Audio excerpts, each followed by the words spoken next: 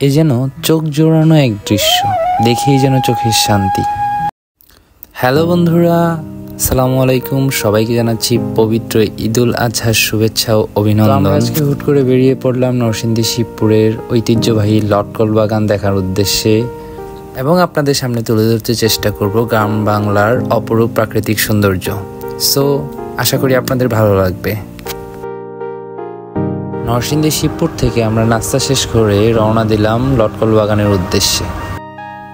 তবে একটু বলে রাখি, আপনারা যারা ঢাকা থেকে নরসিংদী শিবপুরের লটকল বাগান দেখতে আসতে চান, তারা ঢাকা থেকে সরাসরি সিলেটের যে কোনো বাসে চলে আসবেন নরসিংদীর মরজাল বাজারে। সময় লাগবে সর্বোচ্চ 1 ঘন্টা, ভাড়া পড়বে জনপ্রতি 100 থেকে 150 টাকা। মরজাল বাজার থেকে অটোরিকশা করে 10 মিনিটের পথ পাড়ি দিয়ে চলে আসতে পারবেন লটকল বাগানে।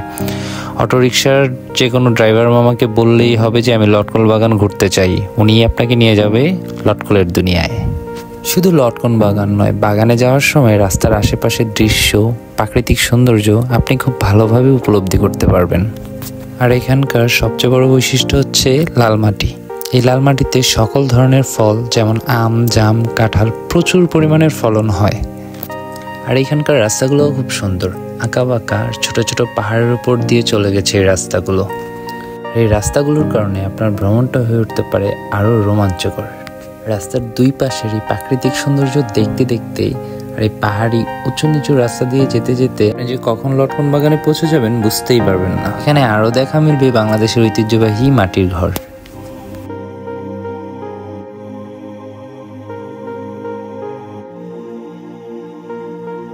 এবং রাস্তার দুই ধারে দেখা মিলবে লাল মাটির ছোট ছোট পাহাড়ের।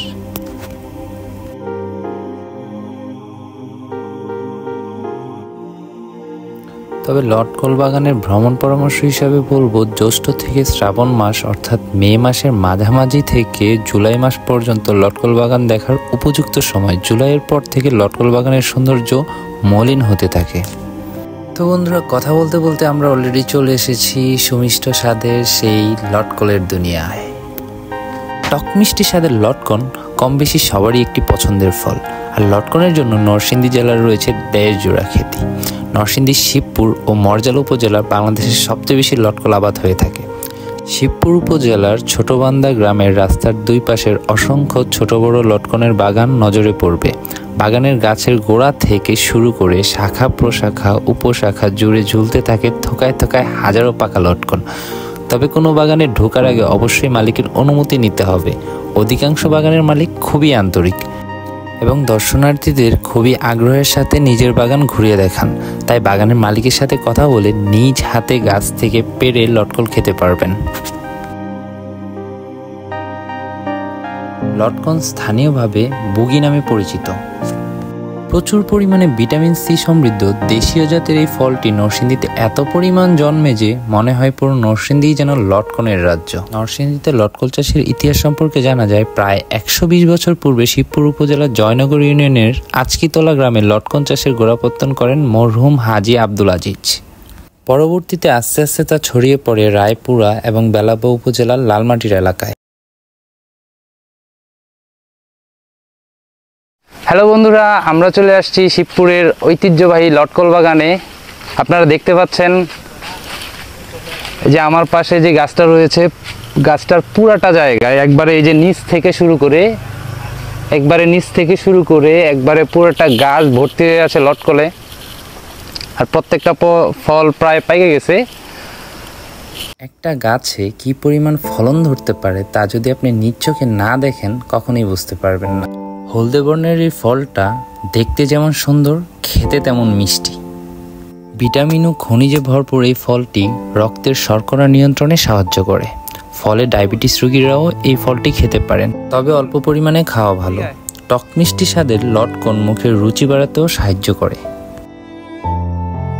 বন্ধুরা, লটকল বাগানে এসে যদি নিজ হাতে লটকল পেড়ে না খাই তাহলে কি হয়?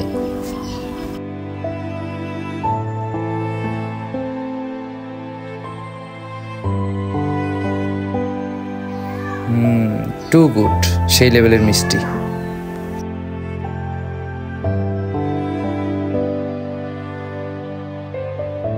সময়ের ব্যবধান তত্ত্বাবধানে সম্পূর্ণ নরসিংদীতে লটকনের বাণিজ্যিকভাবে ছাড়াও প্রায় বাড়ির আঙিনাতে পারিবারিক ফলের চাহিদা মেটাতে লটকন গাছ লাগানো হচ্ছে।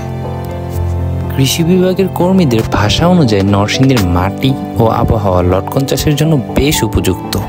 সেই সঙ্গে আর্থিক লাভের কারণে চাষিদের মধ্যে লটকন চাষের আগ্রহ বাড়ছে বহুগুণ। নরসিংদী জেলা কৃষি অধিদপ্তর সূত্রে ঢাকা মেলকে জানিয়েছেন, নরসিংদীতে চলতি মৌসুমে 1695 হেক্টর জমিতে লটকল বাগান চাষ করা হয়েছে। প্রতি হেক্টরে 15 টন হারে মোট 26,315 মেট্রিক টন উৎপাদন লক্ষ্যমাত্রা নির্ধারণ করা হয়েছে। এছাড়া প্রতি কেজি লটকন 70 টাকা কেজি দরে ধরলেও প্রায় 187 কোটি টাকার বিক্রয়ের আশা করছেন। তো বন্ধুরা, আজকের মতো এখানেই বিদায় নিচ্ছি। সবাই ভালো থাকবেন, আর যদি ভিডিওটি ভালো লেগে থাকে সবাই লাইক করবেন। পরবর্তীতে এই ধরনের ভিডিও পেতে অবশ্যই সাবস্ক্রাইব করবেন। তো সবাই ভালো থাকবেন, আল্লাহ হাফেজ।